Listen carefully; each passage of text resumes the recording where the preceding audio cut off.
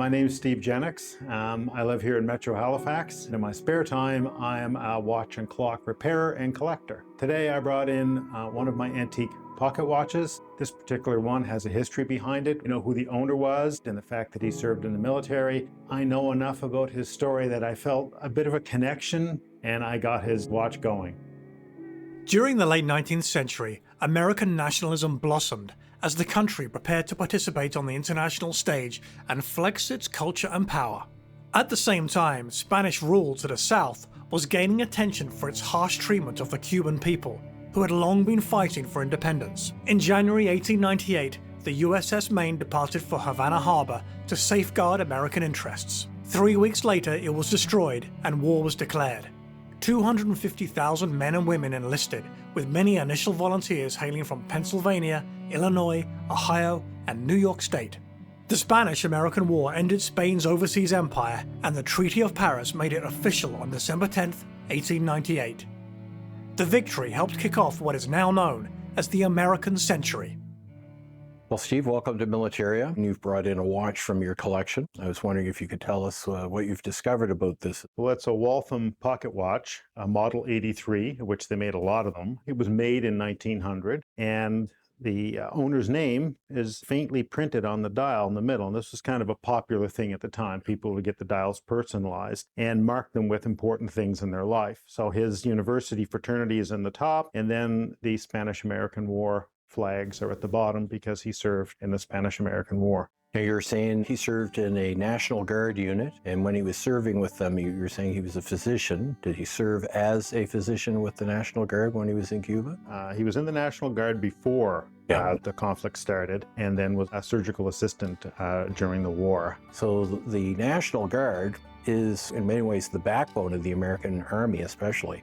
So people join the National Guard to get that training, and they have a sense of citizen soldier responsibility. The motto of the National Guard is in peace and in war, we are the Guard. So again, as like a young man in New York State at the turn of the 19th century, it would be very much his sort of sense of duty to be part of the National Guard.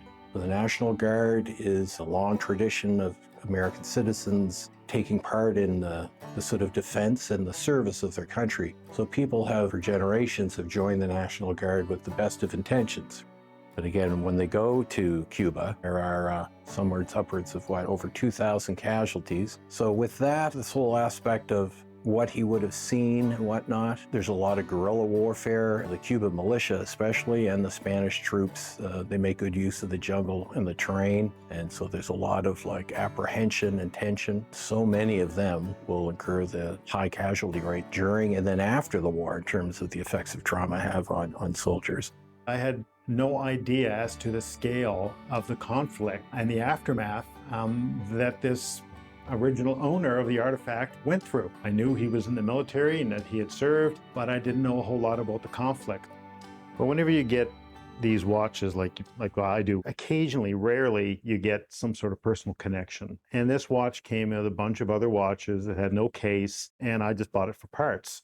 But when I saw the painted dial, it kind of interested me, and I thought, well, I wonder if I could find out who this guy was. Very helpful guy at the Virginia Military Institute who identified the logo as being a university fraternity logo, and then going through lists of folks who served in the Spanish-American War before we finally found him and tied it all together. His name was Stacy Williamson, and he was a young guy who joined the New York State National Guard while he was studying at Syracuse University. Got called up as a surgeon's assistant. Well, he was one of those forgotten people in time, right? He was a hero.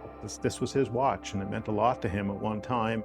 I felt like he had a story to tell, and it had never been told before. So I did feel a connection to him when I learned who he was and what he did. Now, Steve, I was wondering if you could tell us about anything that you've discovered in the course of your research about what his life was like after the war when he came home and he finished his medical degree.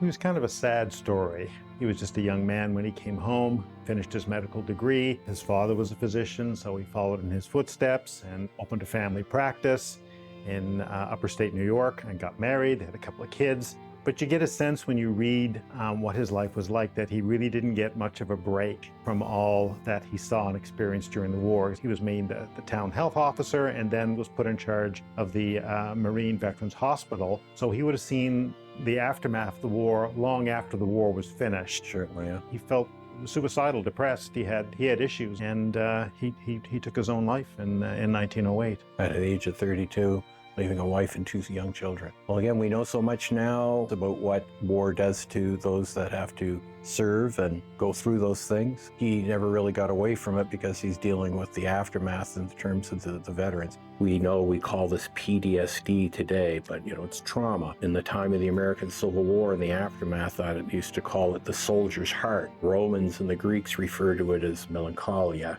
This aspect of what war does to human beings, it's been around and it's been recorded and noticed for centuries. It gave me an appreciation of the effects of PTSD and what it was like before it was recognized. A lot of people like this guy suffered. Well, thanks so much for bringing this in and telling us the story of the original owner of this. It's a very tragic story for sure. With your great research abilities, I bet you could track down his family. We've started, we've You tried. have? There you go. Okay. Yeah. His children have both passed away, but ideally this should be in their hands. Yeah. Or some sort of a museum for the New York State National Guard. This can live on because he was a hero. And again, if you're looking for another place potentially to reach out to in New York, the West Point Military Museum. Okay. He's a resident of New York and a citizen soldier of New York. So I wouldn't be surprised if they'd be interested. Didn't know it existed. That's good to know. Well, thanks again, Steve, for bringing this in and sharing the endeavor that you've done in not only restoring the watch, but bringing back to life the memory of this healer and soldier. Well, thank you. Without the story, it's just a watch, right? But when you know who the owner was and what their life was like and some of the special things that they might have done, it tells a story. You make a connection when there's a story attached to it.